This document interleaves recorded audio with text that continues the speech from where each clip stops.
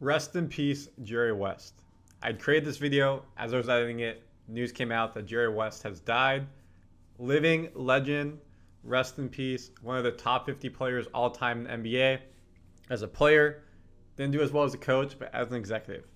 His connection to the Warriors was an executive with us, directly reporting to our ownership from 2009 to 2017. Instrumental in drafting Clay, Steph, Draymond, Looney, anybody in that period, all the decisions, helping get KD over here to the Warriors was because of Jerry West. Rest in peace. This video is an honor of you. If you have any comments, thoughts, sharing, met him, anything, put them in the comments. Share your memories of Jerry West. Let's get into today's video. Warriors are in full draft mode. We have more players they brought in. Jamison Battle, PJ Hall, David Jones, Jadon Lee D, Isaiah Stevens, Bryson Warren. Today we're going to focus on the top two, Jamison Battle and PJ Hall. 3-and-D type players, sharpshooters. Are they good for the Warriors or are they a bad fit? Will they even be there when the Warriors draft or they go undrafted? We'll break it all down for you on this episode of Warriors Digest. Thank you for being here, Randy Silver. Before we get into it, take a look. If you are subscribed, thank you so much. If you're not, go ahead and subscribe so you can see these videos coming to your feed daily and you don't miss anything around the draft, trade, free agency. It's about to really pick up the next week for the Warriors. PJ Hall, first player we're going to break down for you today. Clemson basketball star gets NBA draft workout with the Warriors. Whew, look at that bicep vein popping. And what we know about Clemson, they had a great year and he was a big part of it. PJ Hall is making the draft rounds and he found himself in SF working out with the Warriors, obviously what we just said. Hall is a player that some scouts believe could hear his name called in the second round. The 4-year college player had a COVID waiver to return to college for one more season, but declared for the draft and opted to remain in the selection pool. So the question is, what's his draft combine look like? What are his rankings? What are teams seeing? How did he do in college? The Tigers reached the Elite Eight in the NCAA tournament for the first time since 1980. How many of you won money on Clemson, or more likely lost money on Clemson in the NCAA tournament? Hall had the best individual season of the career, averaging 18 points in spite of his three-point shooting percentage falling by 8%. That is a red flag. Scored the most points of his career in a season. However, three-point shooting dropped 8%. Not good. Why is that? And we're going to take a look into those stats. What do Warriors need? Rim protection, rebounding from our big men, three-point shooters, just shooters in general around Steph, people who can get up and down the court, transition, be slashers. At Clemson, he was measured 6'8", and we're going to show you the real height when we get to the combine stats. Again, this season, averaged 18 points a game, 6.4 rebounds, 1.4 assists, 48% shooting. So good to see he's scoring a lot.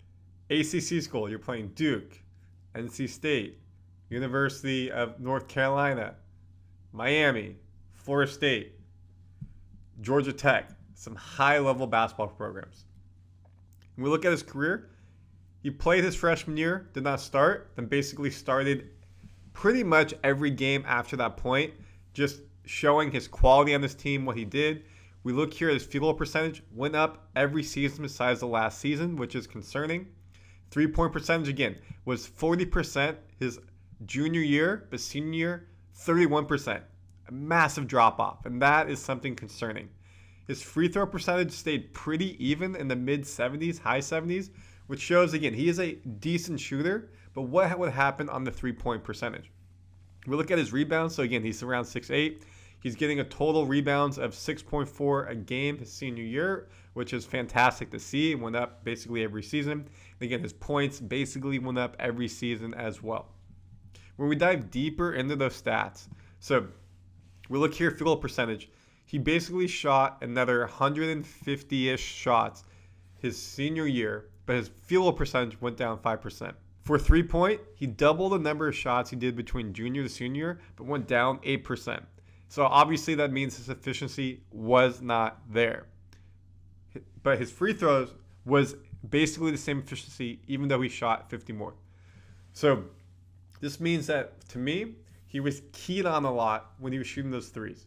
So he wasn't able to get as open, Senior year, again, we looked at his stats, got better and better. He was a focal point of the offense. He was a focal point of the scouting report, meaning he wasn't getting as easy shots. He was getting more shots up here from 3, which is great. He's averaging, when we look here again, another 2 to 4 shots a game from 3. However, he wasn't making them. And this is also something where, shooters slump, but that's a big slump the whole season.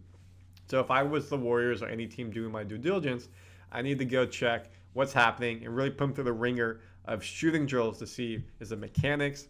Is it something else going on where he's not getting a lot of his shots that he should be making? If he's making 40% his junior year, 83, you'd want to see it between 38 to 42. Again, that's relatively high, but 8% dip back to the sophomore year shows that 39% was probably more of an outlier versus the normal.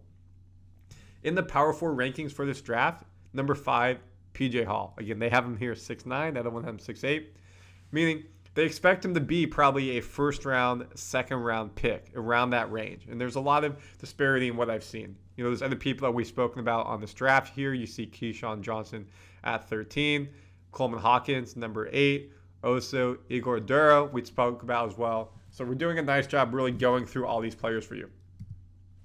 His combine measurements, 6'8.25. So basically between 6'8", 6'9". And that's barefoot. With shoes on, that means he's probably 6'9", 6'10". Weighs 240. Wingspan 7'1".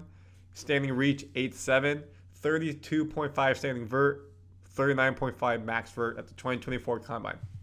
So that's great size. Taller than Steph. Taller than Kuminga. Wing player. He's playing that 3. Could potentially maybe get a bit action on the 4 if you're backing up Draymond. Draymond, say, is not playing that game for whatever reason. Maybe he can slot in there, but he's not going to come in and start. You got Steph 1, Brandon 2, Kuminga 3, Draymond 4, Trayce Jackson-Davis 5. But if he can prove himself, he can come in and be a nice piece off the bench. How many 6'8", 6'9" people coming off the bench can shoot? Can the NBA program here with the Warriors develop his 3 a bit better? So he could come in and be nice. Definitely a back-of-the-bench player to start. G League, two-way player, something like that. Because behind Kuminga, you have Moody, so he'll get more playing time. You have behind Draymond, you really don't have anyone, but he's probably a bit undersized for a 4. Maybe if Looney stays, again, Trayce Jackson-Davis could be in. You could put him maybe the 4 if he develops his shot much better, which he's trying to do. Looney said he's trying to develop his shot this offseason as well. You need that at the 4 position.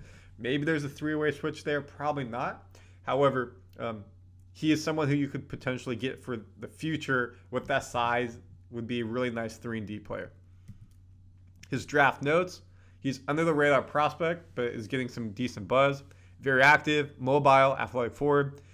He could play small ball 5. I don't think so. I mean, at 6'8", 6'9", you put him against Rudy, Nikola, put him against any of those big men out there.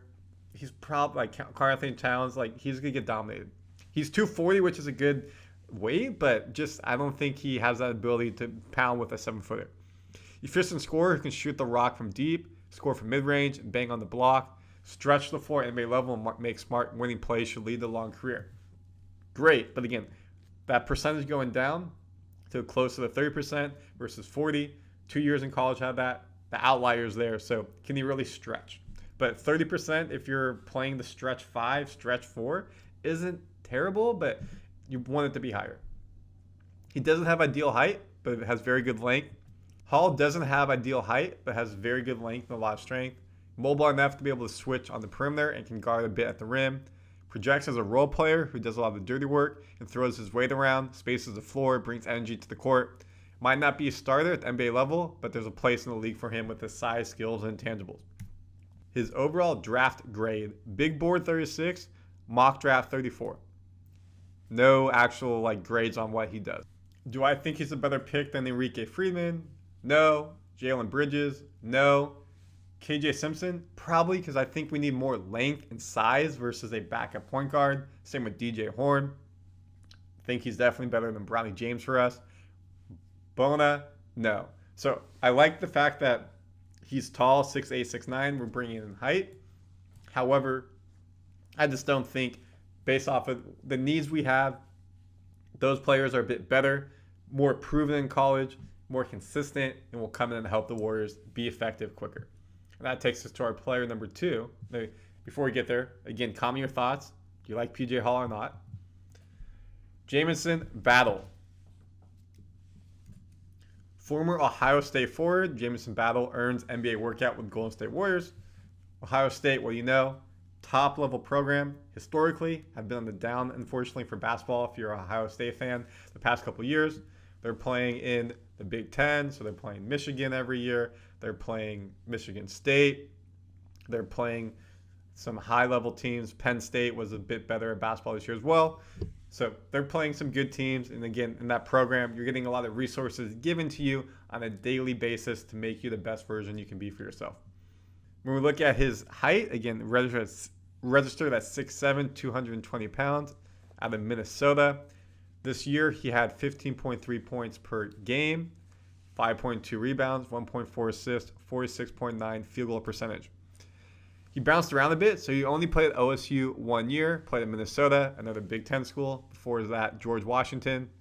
Started every game but 2 in his college career, so is very well-versed, seasoned, like to see that. His points, averaged 17 points, George Washington, Minnesota, then dropped at Minnesota the second year in Ohio State and went back up to 15. You look at rebounds he's getting, 5.2 in his career, 3-point percentage, jumped up significantly. So instead of staying in the mid-30s, something happened at Minnesota, and then this year at Ohio State jumped up to 43%, shooting between 2.5 to 6 threes a game. Field goal percentage 46. So this shows you he really improved his shot, and it's there. And as you get into the NBA program, you continue to develop and get more and more. Now, is this an outlier, or is this something that is a trend moving up? We'll have to wait and see. Let's take a look at his field goal percentage. He only shot 40 more shots between Ohio State and Minnesota his senior and 5th year. However, his percentage went up 9%, meaning he became that much more efficient and was working on his craft and became a better shooter, brought it back up to where it was his sophomore and junior year. 3-point percentage, only shot 20 more threes, but made basically another 30 threes, bringing this percentage up 12%. Became much more of an efficient player in Ohio State. And again, that's the program, the coaching, his work ethic.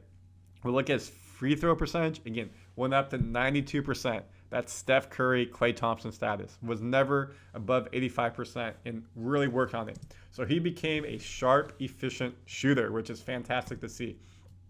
He was not at the NBA Combine, but we look at his measurements at the Portsmouth Invitational, 6'7.25", 8'8" standing reach, 218 pounds, 6'9" wingspan, 27.5-inch vert.